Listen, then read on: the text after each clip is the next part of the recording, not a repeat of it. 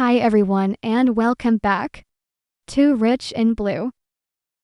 Don't forget to hit the subscribe button to follow all the crazy, cry-laughing travel adventures our family gets into. And help us make our dream of 1 million subscribers come true.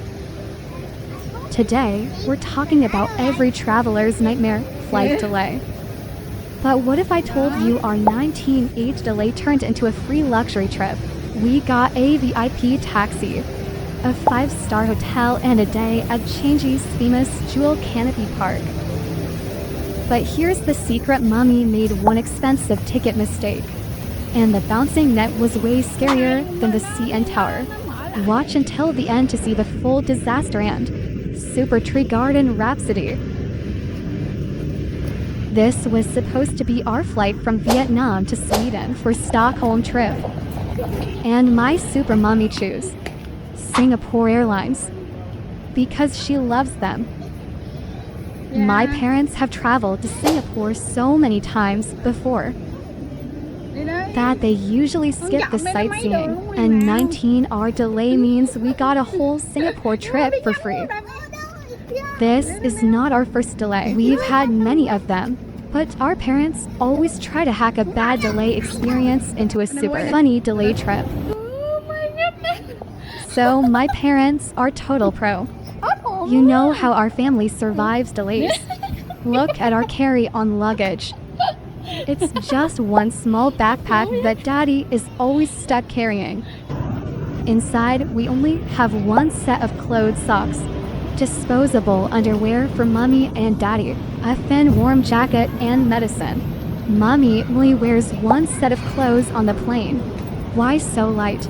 Mommy says if we need anything, new clothes, sweater, or toothbrushes, she will buy it using the specific credit card she booked the flight with, because it has travel insurance that pays a certain amount per person for essential items during a delay. She just pays with this credit card and the insurance reimburses everything. But we never use it. Why? Because shopping for kids' clothes takes too long, and Mommy doesn't want to waste our free delay trip time shopping. Instead, she packs pajamas.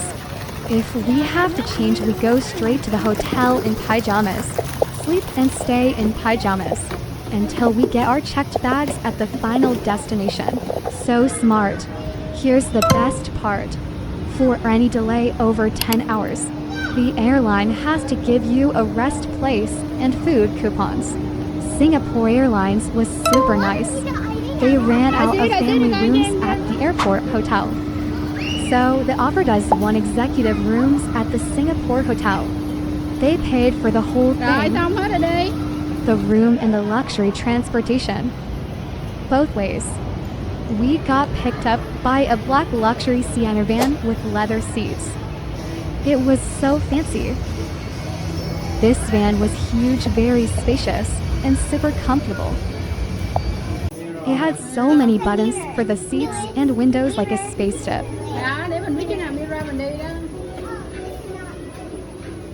Mommy loved it so much she wanted to buy one in Canada. But Daddy said this luxury version is only available in Asia, not North America. The driver is Singapore wore normal clothes, not the fall formal uniform, hat and gloves like the limousine taxi driver we had in Japan. But now I understand why Mommy immediately said yes when Singapore Airlines offered the 5-star downtown hotel and the taxi ride. It wasn't just the amusing view of Marina Bay Sands. She knew we would absolutely love this super cool car. Since we were already full from the airline lounge, we skipped the food coupon and headed straight for the fun. Our first destination, Canopy Park at Jewel Changi. Mommy had her plan B ready immediately. While we walked, she quickly checked all the tickets online. She decided to buy the most expensive package. That includes all the activities because we had 19 hours to kill. She also checked if I was tall enough for the bouncing nets. There was one disappointment though, the Canopy bridge. When we arrived, the famous fountain, a waterfall that people take pictures with, was under maintenance. Mommy said no waterfall check-in today. Let's just go see the bridge. You have to buy a ticket for this glass bridge, even if taking pictures with a waterfall front below is free. And guess what? This bridge was also not for us. Bo and Blue was scared the glass might break. Luckily, they released the mist fog, so we couldn't see the ground clearly anymore, which helped us cross. But this bridge is definitely worth visiting when the fountain is working. Besides the nets and mazes, the rest of the Canopy Park is relaxing. There are beautiful sculpted gardens, a cool walking area with mist, and lots of slides. However, the Hedge maze and the mirror maze were super fun. All four of us loved them.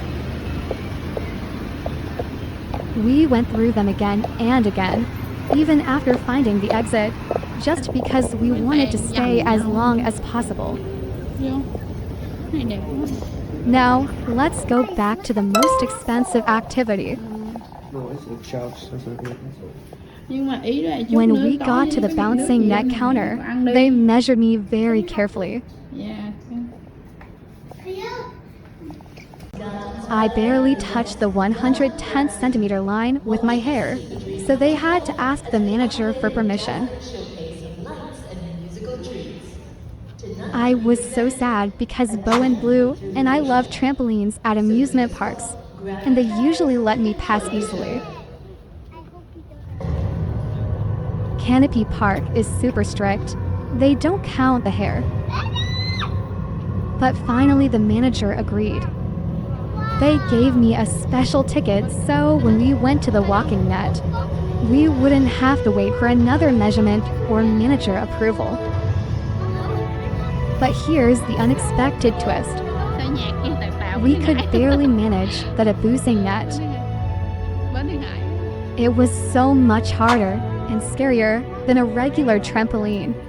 Mommy had to walk behind us and Daddy had to help pull me across. When the person in front of you jumps just a little bit, you feel like you're flying off and you are 5 stories, 8 meters above the ground. We gave up completely before even starting the walking net. That net is just ropes over an empty space. 5 floors up, we climbed the CN Tower in Toronto, which is way taller, and walk on the glass floor. But the walking net is different. It's hard to balance, and people had to scoot along sitting down. Mommy realized her expensive ticket choice was a mistake, because we were too scared to use the nets. This explains why they measured me so strictly. And like the other amusement parks, can you guess how long we stayed at Canopy Park? Over 4 hours. We played, we rested, and then we played again.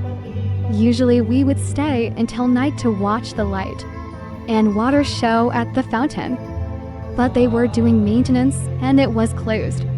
So we went shopping and ate some snacks at Jewel Mall instead. Then we went back to our luxury van waiting to take us to our hotel, because we had an executive room. We were on the 20th floor with an amazing view of Marina Bay. That's where you see the big ship hotel across the water.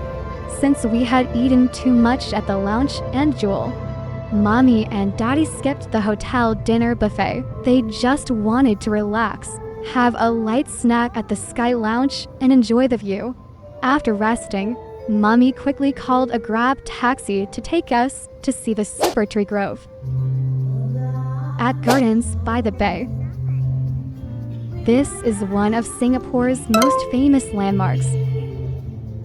This is where the amazing light and music show, Garden Rhapsody, happens. The show usually happens twice, at 7:45 p.m. and 8:45 p.m. Mommy planned for the 8:45 p.m. show, but we left the hotel at 8 p.m. Why so early? because it was Saturday night and Mommy worried about traffic. She was right, we had to walk a bit because the taxi couldn't drop us right at the front entrance. It would have been a disaster if we were late and missed the show. So my tip is, aim for the first show at 7:45 p.m. if you're late. You still have the 8:45 p.m. show. While we waited, we just walked around the beautiful chill gardens for free. The light show was beautiful and the music was amazing.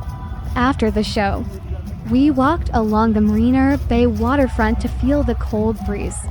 When we finally got tired, Mommy called a taxi to take us back to the hotel.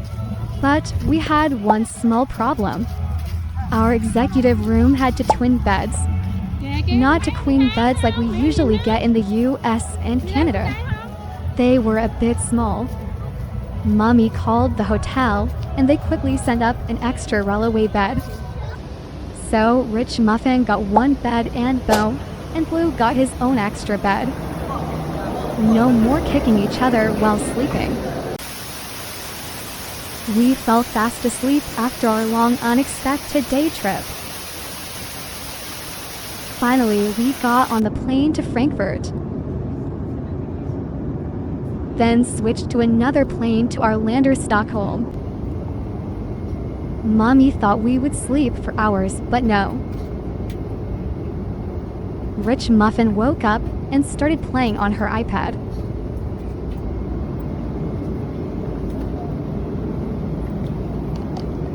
Then Bo and Blue woke up and play on his iPad too.